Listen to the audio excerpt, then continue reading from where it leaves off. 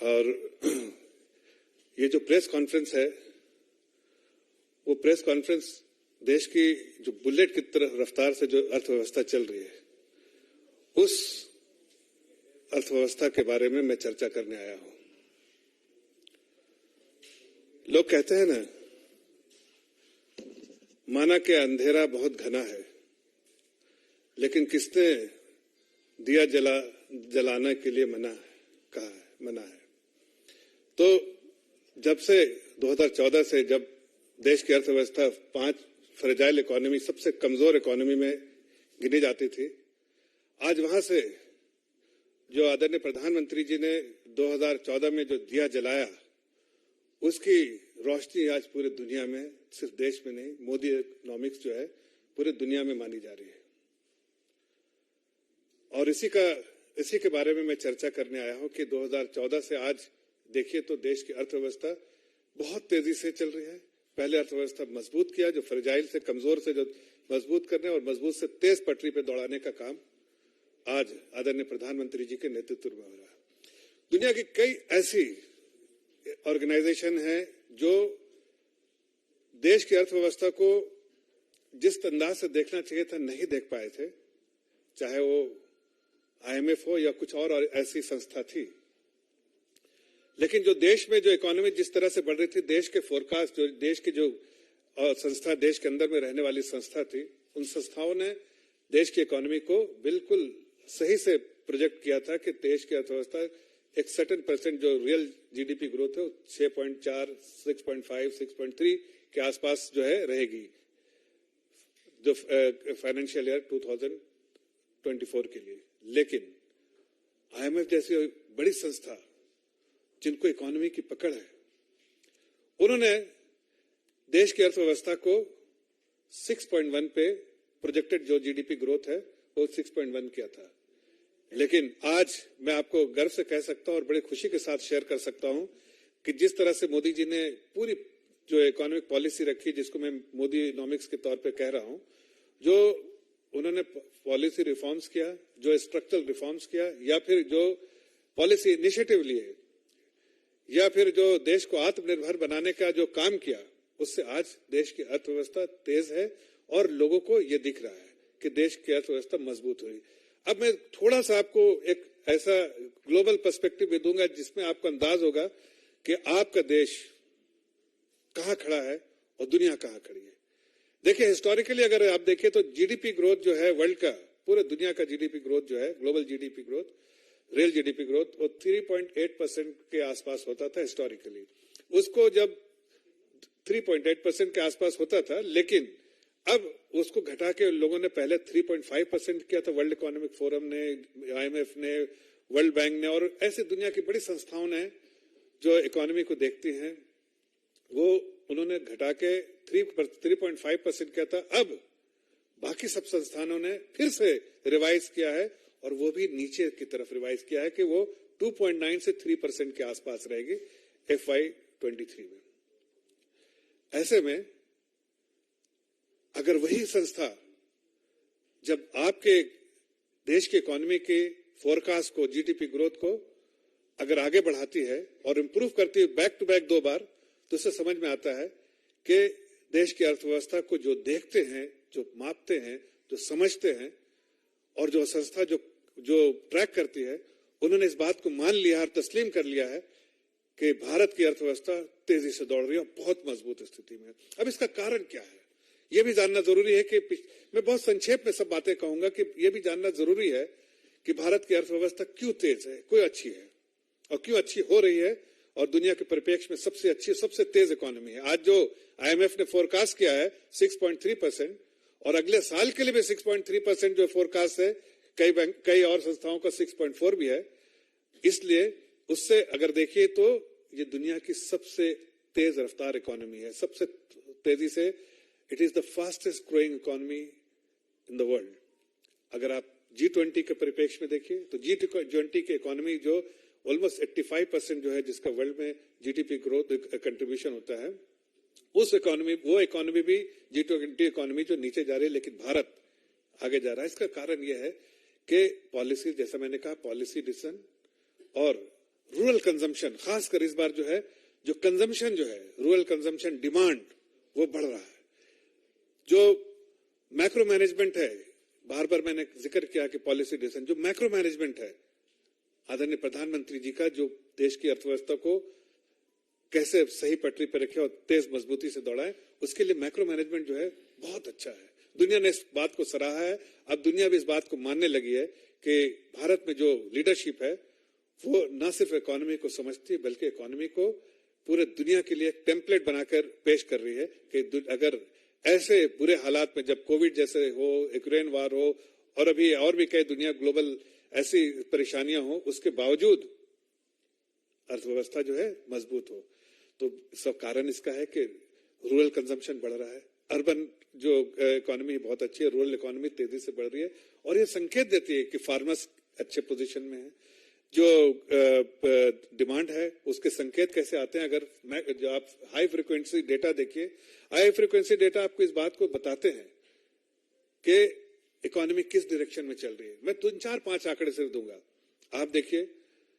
अगर सबसे पहले देखिए कि टू व्हीलर डिमांड, अगर टू व्हीलर डिमांड बढ़ रहा है तेजी से तो जाहिर है कि रूरल इकोनॉमी बढ़ रही है, रूरल कंजम्पशन डिमांड बढ़ रहा है और कंजम्पशन लेड इकोनॉमी है तो जाहिर है उसका असर जो है आपको पीएमआई पे पड़ेगा, चाहे मैन्युफैक्चरिंग और सर्विसेज है।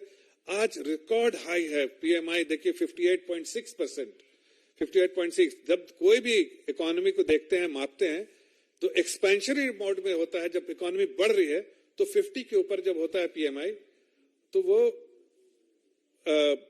देखा जाता है कि इकोनॉमी बढ़ रही है। अभी तो 58.6 है लेटेस्ट नंबर, और जो वो मैन्युफैक्चरिंग का, और अगर सर्विसेज में देखें तो वो 60 के ऊपर है। तो ये सब बातें दिखाती हैं, चाहे इलेक्ट्रिसिटी कंजम्पशन हो 16% बढ़ा, चाहे आप देखिए टू व्हीलर हो, चाहे आप देखिए ट्रैक्टर डिमांड हो, ये सारी चीजें बढ़ रही है। अगर सर्विसेज साइड में आप देखिए तो पैसेंजर जो एयर पैसेंजर ट्रैफिक जो है वो 23.6% ईयर ऑन ईयर बढ़ा है।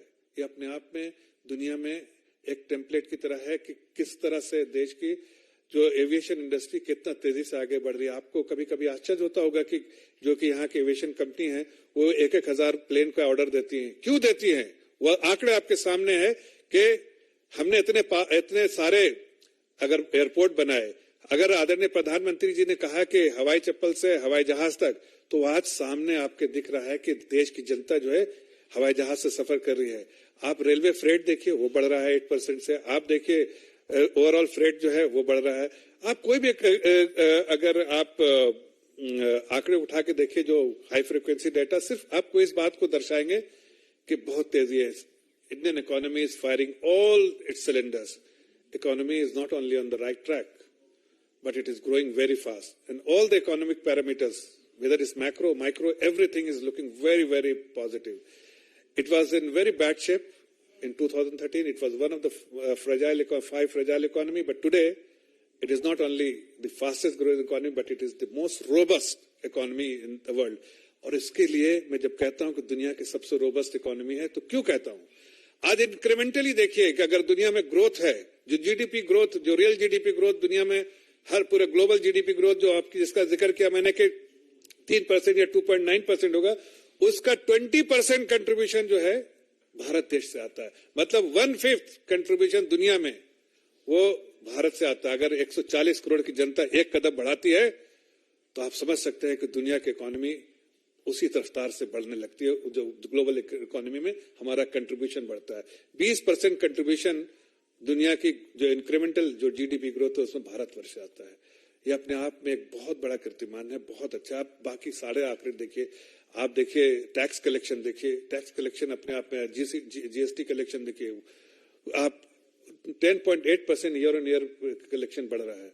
ये क्या बताते हैं? ये बताते हैं कि इकोनॉमिक एक्टिविटीज है, और इकोनॉमिक एक्टिविटीज में टैक्स कलेक्शन जो है वो 21% से बढ़ रहा है। ये सब बताते हैं कि इकोनॉमिक एक्टिविटीज है, और जो है उसके इस वजह से टैक्स कलेक्शन भी बढ़ रहे हैं। और जब रूरल कंजम्पशन बढ़ता है, रूरल डिमांड बढ़ता है, तो उससे समझ में आता है कि जो डिमांड बढ़ना मतलब डिस्पोजेबल इनकम गांव में बहुत है, अब पैसा लोगों के हाथ में है, और जो गैप्स थे उसको भी आदरणीय प्रधानमंत्री जी ने एड्रेस किया है।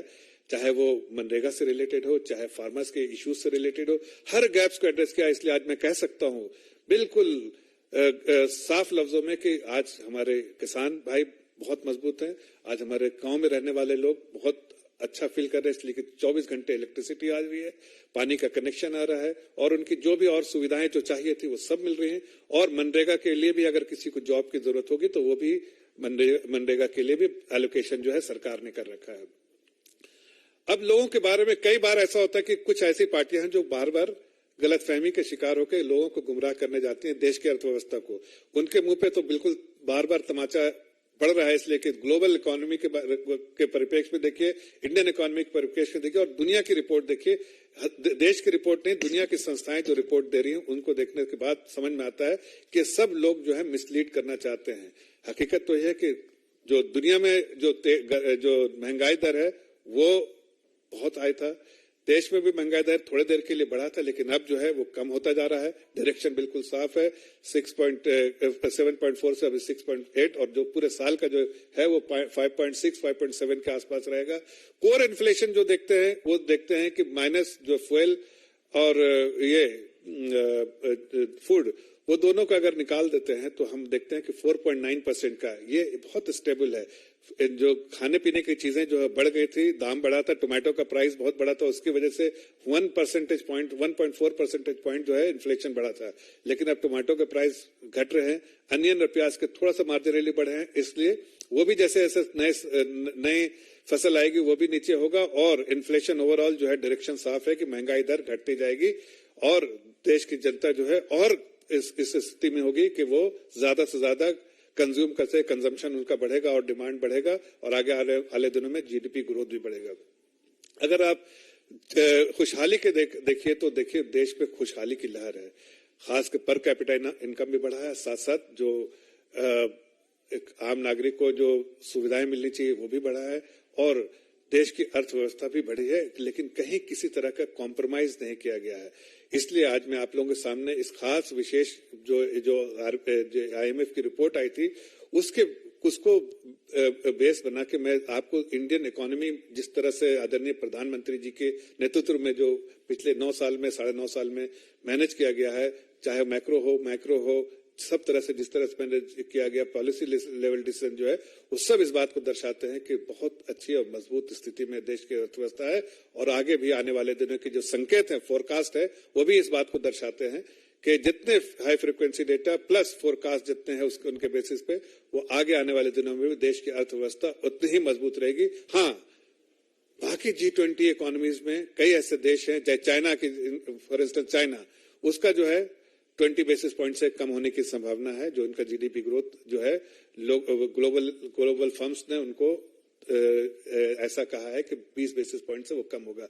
तो मैं सिर्फ आपके सामने इस स्पेसिफिक इशू में जो देश की अर्थव्यवस्था के बारे में जो बुलेट की रफ्तार से चल रही है आपके सामने रखना चाहता था। और जो आदरणीय प्रधानमंत्री जी ने जो दिया जलाया है और अंधकार से हटाया है और देश को आगे बढ़ाने का काम किया है, उसके आंकड़े कुछ आपके सामने पेश करना चाहता था। इस विषय में अगर कोई और आपका सवाल हो तो मैं जवाब देना चाहता हूँ।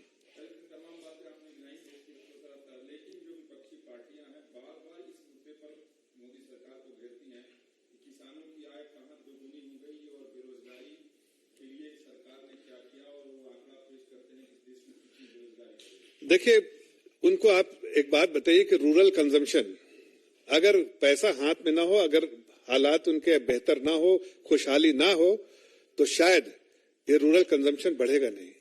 आपको जो आज IMF ने फोरकास्ट दिया है उसका पूरा बेसिस ही है कि रूरल कंजम्पशन बढ़ा है। अर्बन कंजम्पशन तो था ही, लेकिन अब रूरल कंजम्पशन बढ़ा है। इसका मतलब कि जैसा मैंने कहा कि आदरणीय प्रधानमंत्री जी ने जो गैप था उसको भी एड्रेस कर दिया है और किसानों के जो मुद्दे थे उसको भी एड्रेस किया। लोगों के आमदनी बढ़ी है, किसानों की आमदनी बढ़ी है, इसलिए ट्रैक्टर सेल्स भी बढ़ रहा है, वहां पर 2 व्हीलर भी बढ़ रहा है, पैसेंजर व्हीकल्स भी जो है गांव में बढ़ रहा है, डिमांड बढ़ रहा है और इलेक्ट्रिसिटी कंजम्पशन भी बढ़ रहा है। 16% इलेक्ट्रिसिटी कंजम्पशन भी बढ़ रहा है।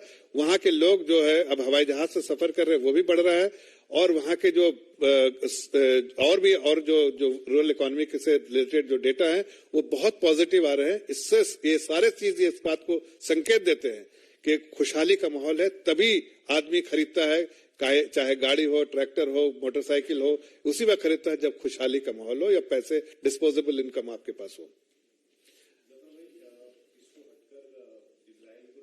इससे मैं आज ये जो मुद्दा है वो मैं सिर्फ आपके सामने पेश करने आया हूं इकोनॉमी से रिलेटेड, और मैं अपने आप को रिस्ट्रिक्ट करूंगा जो बिकॉज मैंने कहा कि जो IMF की रिपोर्ट आई है उस रिपोर्ट के परिप्रेक्ष्य में मैंने इसको पेश किया है आपके सामने।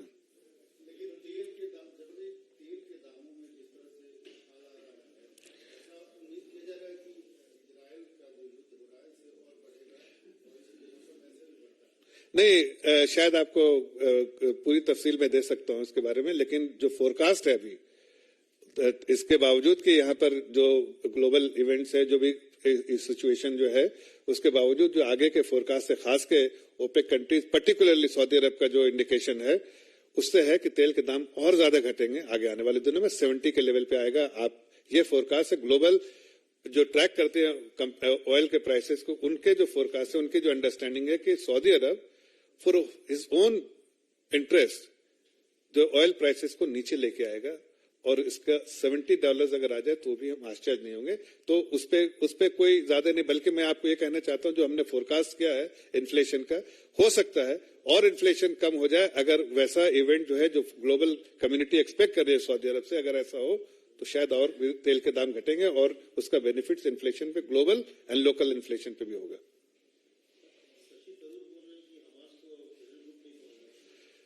देखिए, मैंने कहा जैसे कि आज का ये अर्थव्यवस्था से रिलेटेड है और देश की अर्थव्यवस्था जो आपको सबको गर्वान्वित करती है कि आज आप सब लोग जो आंकड़े मिले उससे अच्छा महसूस कर रहे होंगे।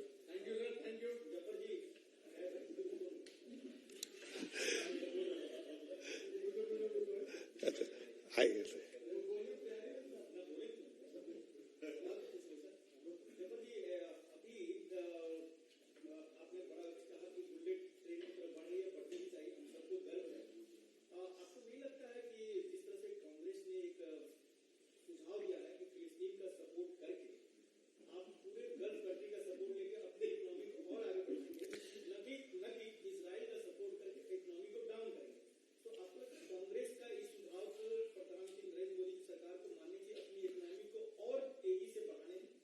देखिए, कांग्रेस का इतिहास आप देख लीजिए, 5 जब सबसे कमजोर इकोनॉमी उनके ही समय में था। इससे ज्यादा मैं कुछ कहना नहीं चाहता हूं। आपको, आप समझदार है, समझ सकते हैं कि फ्रेजाइल इकोनॉमी उन्हीं के समय था। आप देश की अर्थव्यवस्था को फ्रेजाइल तो नहीं चाहते हैं, मजबूत इकोनॉमी, दुनिया की सबसे फास्टेस्ट ग्रोइंग इकोनॉमी। धन्यवाद।